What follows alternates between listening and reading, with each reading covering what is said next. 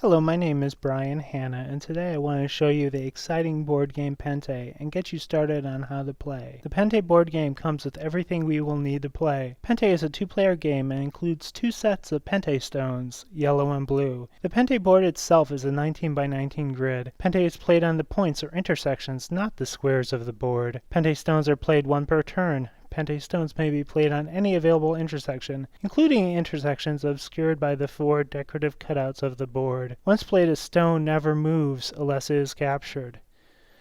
Pente was inspired by several ancient games, such as Go, but can be much more fun and easier to play for the novice. Pente is a fast game, usually only taking 10 to 20 minutes. So let's get started. The object of the game is to place 5 of your stones in a row in any direction. Another way to win is by capturing 5 pairs of your opponent's stones.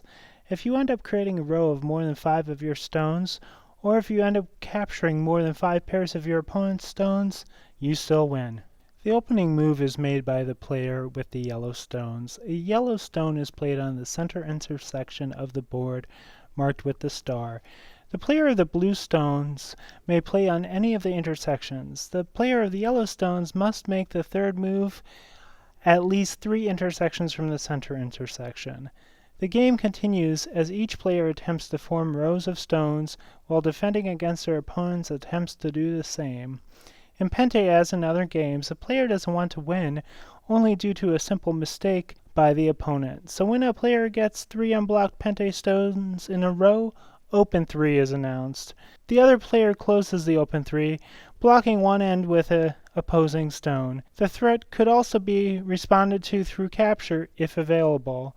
Open 4 and Closed 4 are other threats that are announced. A Closed 4 would be blocked at the open end. An Open 4 is more dangerous and is more likely to result in a Pente or 5 in a row, at which time the game ends. Now let's see how stones may be captured. If there is a pair of stones of one color in a row and a stone of the other color at one end, that player may make a capture by placing a stone at the other end.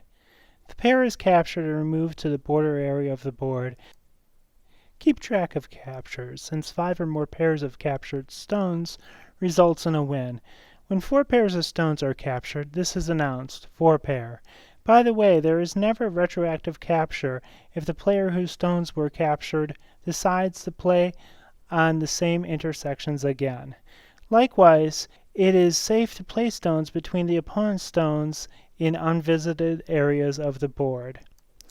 Now let's consider this situation in which both players' stones are available for capture. It is possible for a player to capture more than one pair of stones by playing just one stone. During a game, you might attempt to distract your opponent with possible captures. You may even hope that certain pairs are captured, depending on where your opponent's stones end up. Let's look at a game in action. As you'll see, Pente is a simple game that can quickly become complex. Watch for open 3s, closed 4s, open 4s, and captures. Also notice how a few stones in a gap or two may soon become a row.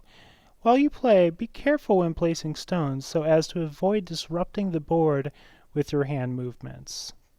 As you become a better player, you can try to see several moves ahead, but because you will need to respond to your opponent's moves as well, and because the board changes quickly, don't rely on planning moves ahead. Try to anticipate your opponent's moves, grab the offensive, and don't let go. And have fun as you improve your playing skills with each game of Pente that you play. Thank you for playing, and thanks to the makers of Pente and Winning Moves games.